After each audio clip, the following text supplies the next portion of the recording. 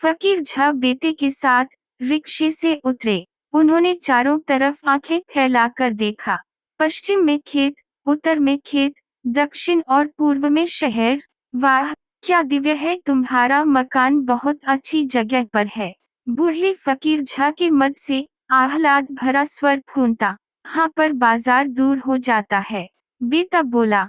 वही तो अच्छा है, बाजार के शोर शराबे से दूर है, शहर का शहर और गांव का गांव एक चीज दो स्वाद। कुछ ऐसा ही मजाकिया लहजे में बोलते हुए फकीर झा खिलखिलाकर हंस पड़े।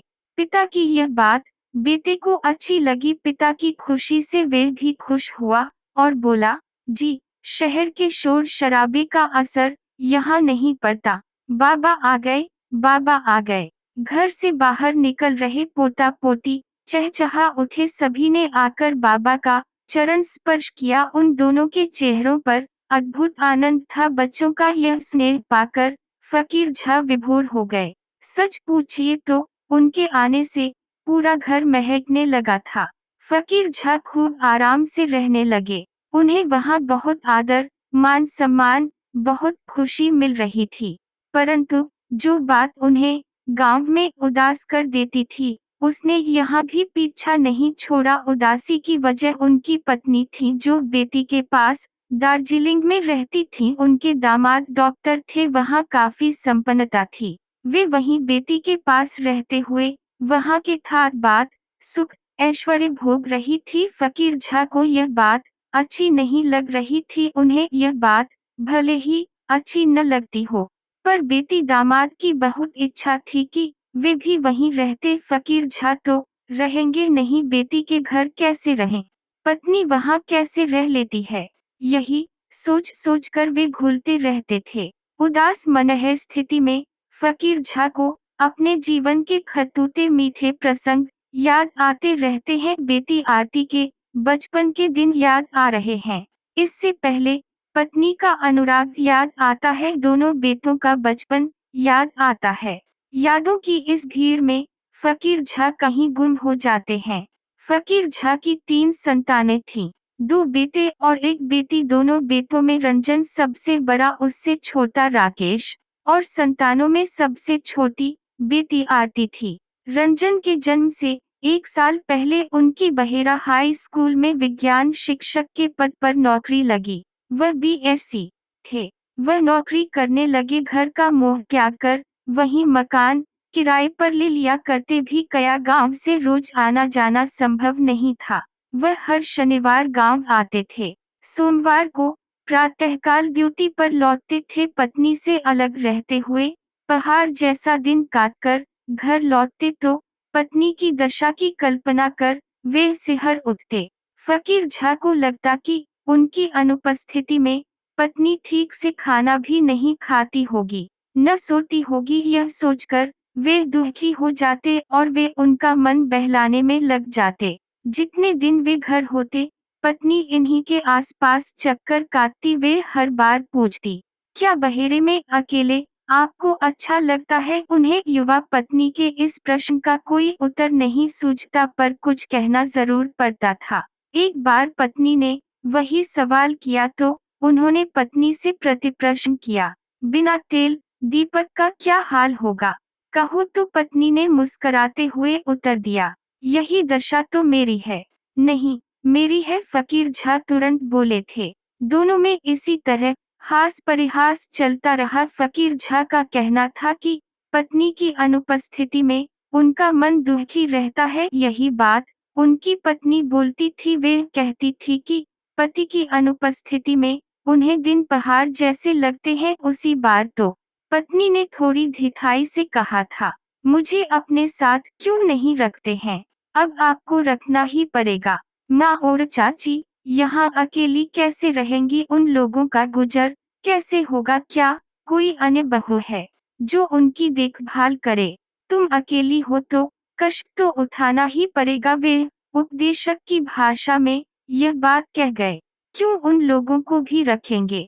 पत्नी ने कहा, बहेरा जैसे गांव में इतना बड़ा मकान कहाँ मिलेगा? वे पत्नी को समझाने का प्रयास करने लगे। हाँ हाँ, समझ गई, सारा समय अकेलेपन का दुख काटना। यह कहकर पत्नी एकदम गंभीर हो गई। उनकी आंखों में आंसू आ गए पर वे कुछ बोली नहीं थी। उन्होंने मौन तो साध लिया था, पर उस मौन से निकल रही पीड़ा का अनुभव कर फकीर झा व्यग्र हो गए थे।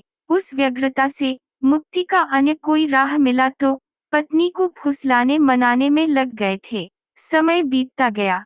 रंजन और राकेश के बाद आरती का जन्म हुआ। आरती के जन्म के बाद पत्नी ने अकेले रहने के दुख की चर्चा फिर कभी की हो, उन्हें याद नहीं। इतना ही नहीं, उसके बाद से फकीर झा को ऐसा अनुभव होने लगा जैसे पति पत्नी के बीच दूरी आ गई हो। उन्हें ऐसा लगा जैसे किसी पेड़ की छाल एकदम से अलग हो जाती है, वैसे ही पत्नी उनसे अलग हो गई है।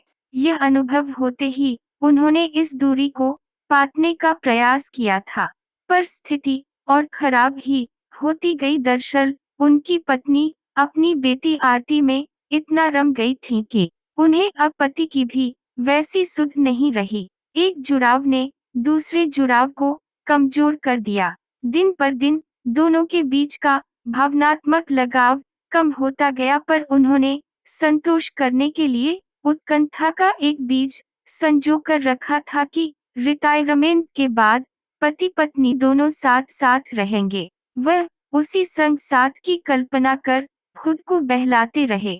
वे दिन बीत गए, युवा शरीर बूढ़ा हो गया। अब वसंत और शिशिर का उल्लास एक ही पायदान पर खरा मिलता, बस साथ रहने की अभिलाषा, कोई दूसरा साथ न होने की चिंता। दोनों बेटे रंजन और राकेश अपनी पत्नियों और बच्चों के साथ बाहर ही रहते थे। बेटी आरती डॉक्टर पति के साथ दार्जिलिंग रहती थी। दोनों बेटे इंजीनियर बने और दामाद डॉक्टर थे। लोग कहते थे मास्टर साहब बहुत भाग्यवान है, यह तो वे भी मानते थे, पर वे किसी बेटे बेटी के घर नहीं रहना चाहते थे। इस पर बेटी के घर तो बिल्कुल नहीं। रिटायर होने से 1 महीने पहले ही फकीर झा ने पत्नी को दार्जिलिंग पत्र लिखा था।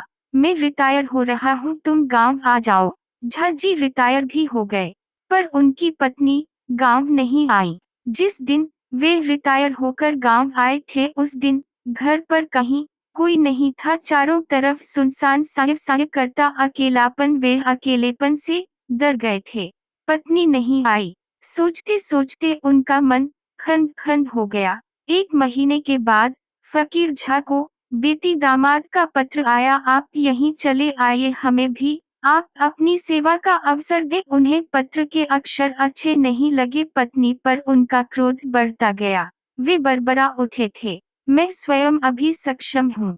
फकीर झा ने दोनों बेटों को साथ रखकर मैट्रिक तक पढ़ाया था। बेटी हमेशा माँ के पास ही रही और गांव के स्कूल में पढ़ी। माँ को बेटी के प्रति अजीब सा अनुराग था।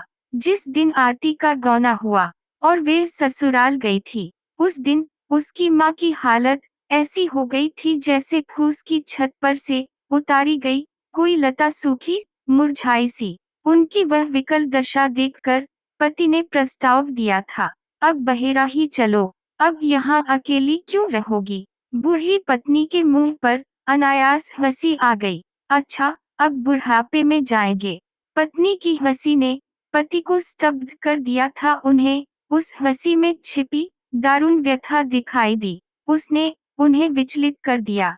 उसके कुछ दिन बाद आरती पति के साथ दार्जिलिंग जाने लगी तो वे अपनी माँ को भी अपने साथ ले गई। पति महोदय चाहकर भी पत्नी से कुछ नहीं कह पाए। बेटी के साथ जाने की उनकी तीव्र इच्छा देखकर वे भी उन्हें रोक नहीं पाए। वृद्ध फकीर झा को अब कभी कभी कांग्रेसी काका याद आते हैं। उनकी बातें याद आती हैं। कांग्रेसी काका अपने उदास क्षणों में बार बार एक बात कहते थे। वह कहते थे मनुष्य का मन पानी की धार है, जहाँ ढलान मिली उधर ही बहने लगता है, और एक बार तालाब में आ जाने के बाद वापस पैरे की तरफ नहीं बहता। वह उनके बचपन का दौर था। वे बच्चे थे मगर बहुत ढीठ थे। काका की बात सुनकर वे कह उठे थे, क्यों उलीझकर। काका बोले थे, कितना भी उलीझो पानी लौटकर तालाब में ही आएगा। कांग्रेसिया काका उंगली उठाकर जवाब दिया करते थे। आज उन्हें कांग्रेसिया काका की वे बातें अधिक याद आ रही हैं। उन दिनों वह काका की बातों का मतलब नहीं समझते थे, पर ज्यों-ज्यों उनकी समझ बढ़ने लगी, उन बातों का सही मतलब समझने लगे। अब वे बातें वास्तविक लगती हैं। अब वे उन बातों का अपने जीवन से तुलना करते हैं। उस दिन पत्नी की वे विरक्त हंसी उनके मर्म को छू गई थी। फिर तो उन्हें लगा कि पत्नी का मन सचमुच बेटी की तरफ बह गया है। हालात के यहाँ तक पहुँच जाने के लिए कई बार वे कहीं न कहीं खुद को भी जिम्मेदार मानने लगते हैं। वे खुद को अपराधी मानते हैं। उन्हें अपनी युवावस्था की याद आती है, साथ रहने के लिए पत्नी की जिद और अपनी स्थिति, अपना व्यवहार याद आता है। आज फकीर झा यह सब सोचते हुए उदास हो जाते हैं। रिटायर होने के बाद 3 साल उसी उदासी में बिताए, पर कहीं गए नहीं। इस बार बड़ा बेटा जिद कर पटना ले आया। पटना में भी वे जब से है उदासी उनका पीछा नहीं छोड़ रही है। फकीर झा को बड़े बेटे से 2 पोते और 1 पोती है। एक पोता दरभंगा मेडिकल कॉलेज में डॉक्टरी पढ़ता है और दूसरा पटना कॉलेज में फर्स्ट ईयर में। पोती 9वीं कक्षा में है। वह स्वयं सिद्धहस्त विज्ञान शिक्षक रहे हैं। सेवानिवृत्ति के 3 साल बाद पढ़ाने का यही मौका मिला। वे खूब उत्साह से पोती को पढ़ाने लगे। पोती का नाम सरिता था। जैसा उसका नाम वैसी उसकी तीव्र बुद्धि, उसकी मेधा बाबा को और उत्साहित करती थी।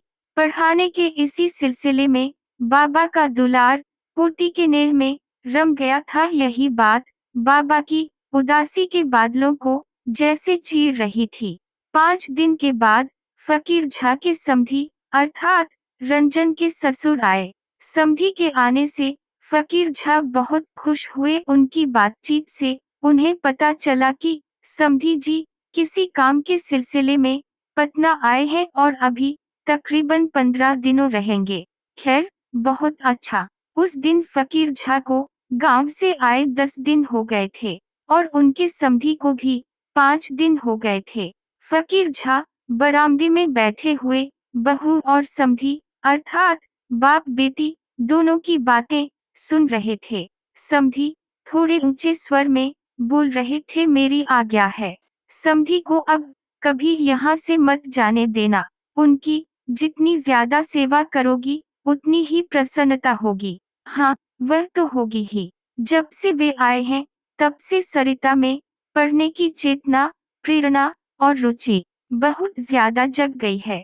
बेटी बाप से कह रही थी, अरे यह बात तो है तो वे अद्भुत शिक्षक, बहुत तेजस्वी हैं। अगर गरीबी न होती तो अब तक न जाने कहां से कहां पहुंचे होते, बड़े आदमी होते। और वे तो हैं भी बड़े आदमी, भाग्यवान भी है, समधी बोले थे।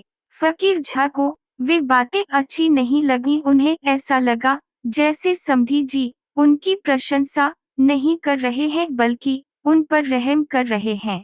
साथ ही जिस दिन से समधी आए हैं उसी दिन से उन्हें लग रहा है जैसे अपने बेटे के घर नहीं बल्कि अपनी बहू के घर आए हैं।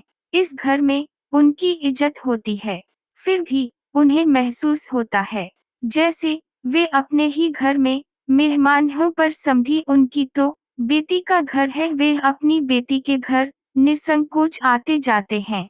बेटी को अपनी पसंद का खाना बनाने के लिए कहते हैं, साथ ही इनका सम्मान भी कराते हैं। फकीर झा यह महसूस करते हैं कि उनका घर उनका न होकर समधी का घर है। ऐसे समय में आज उन्हें आरती बेटी याद आती है। वे मन ही मन सोचते हैं, वहाँ वे अपने समधी की तरह रह सकते हैं। उनके मन में यह ख्याल आया कि बेटी के घर में वे ज्यादा आराम से रहते, ऐसे किसी की सहानुभूति के पात्र तो न बनते। यह विचार उनके मन में कई बार आता। यह सब सोचते हुए जब वे अपने बारे में सोचते हैं तो उन्हें ऐसे लगता है कि पत्नी पर उनका गुस्सा कम तो हो रहा है, पर खत्म नहीं हो रहा है। वे सोचते हैं उनकी पत्नी भी कैसी है? बेटी दामाद के घर रह रही है। मेरे पास किस चीज की कमी है? गांव में खुद चूल्हा जलाना पड़ेगा। बेटी के घर मेहमान बनी है। रिटायर होने के बाद 3 साल तक फकीर झा गांव में ही रहे। उस दौरान बेटी और दामाद कई बार उन्हें देखने दार्जिलिंग से गांव आए। उनकी पत्नी भी आती थी। वे कभी थोड़ी देर उनके पास आकर बैठती, पर उस बैठने में परायापन था। फकीर झा मन ही मन गुस्से से लाल हो जाते थे। एक बार स्वयं पर नियंत्रण रखते हुए उन्होंने कहा था, तुम दामाद के घर पर क्यों पड़ी हो? हम दोनों एक साथ यहाँ रहकर कितनी शांति से बुढ़ापा काटते। पति की बात पर पत्नी ने उत्तर दिया, परी क्यों रहूंगी? अपनी कोख से जन्मी बेटी है। हाँ, आपको कष्ट होता है और मेरे मन में भी यह बात आती है कि हम दोनों यहीं साथ रहते, पर कुछ दिन और वहां रहने दीजिए। फकीर झा को पत्नी की इस बात से दुख पहुंचा। वे चुप हो गए। एक वे समय था जब उनकी पत्नी जवान थी और पति से याचना करती थी, मुझे अपने साथ रखो। वे असमर्थता व्यक्त करते और पत्नी दुखी हो जाती। पत्नी के दुख की आंच उन तक पहुंचती, पर उनके पास समस्या का हल नहीं था। आज उन्हें लगता है कि वैसी ही पीड़ा उन्हें जला रही है और उन्हें लगता कि वे उस पीड़ा की गर्मी में और भी रम जाएं। वे तप्त होने लगते। उनकी इच्छा होती थी कि स्वयं को और कष्ट दें। उनकी जिंदगी की गाड़ी पलट गई थी। अपनी गलती पर वे खुद को धिक्कारते, प्रताड़ित करते और यहाँ आकर वे पोती के स्नेह में बंध जाते हैं। उनका व्याकुल मन धीरे धीरे शांत हो रहा था। उन्हें भी इसका भान हो रहा था। यही कारण था कि पत्नी के प्रति आक्रोश कम होता जा रहा था। आज फकीर झा सवेरे ही सरिता को पढ़ाने के बाद बैठे हैं। रविवार है, स्कूल में छुट्टी है, सरकारी दफ्तर बंद हैं। बच्चे घर पर ही हैं। वे दीवार से तकिया लगाकर, पीठ टिकाकर सुखद जीवन की कल्पना में भ्रमण कर रहे हैं। बेटा किसी काम से पटना से बाहर है। उनका मन ज्यों-ज्यों पोती के स्नेह में घुलने लगा है। क्यों वे सोच रहे हैं, सरिता किस तरह खूब अच्छा पढ़ ले और अच्छा रिजल्ट लाकर उन्हें दिखाए और वे उस उत्कृष्ट रिजल्ट की खुशी में झूम उठें। वे कल्पना लोक में तल्लीन थे, पर कमरे से आ रहे समधी के स्वर ने उनके कान खड़े कर दिए। समधी अपनी बेटी अर्थात उनकी बहू से कह रहे थे, समधी जी को मागुर मछली बहुत पसंद है, आज उन्हें वही खिलाओ। अभी समय भी क्या हुआ है, मैं ही ला देता हूँ। आज इसका खर्च भी मैं ही करूँगा। उन्होंने समधी की बात सुनी। कई दिन से ऐसी बातें सुनते आ रहे थे, लेकिन आज की इस बात ने पानी में आग लगा दी। वे मन ही मन बड़बड़ा उठे, घर मेरा और हुक्म चलाए ये अपने पैसे से मछली लाएंगे। मैं मेहमान और घर के ये आदमी मुझ पर रहम कर रहे हैं, ऐसे व्यवहार कर रहे हैं जैसे मैं इन पर आश्रित हूँ। उनके मन में उथल पुथल मची है। कई विचार आज जा रहे हैं। चारों तरफ निगाह दौड़ाते हैं। पास में पोता बैठा है। वे उससे कुछ नहीं कहते। पोती सरिता को आवाज देते हैं, कुछ कह रहे हैं बाबा। पोती खुशी से उछलते हुए आकर खड़ी हो जाती है।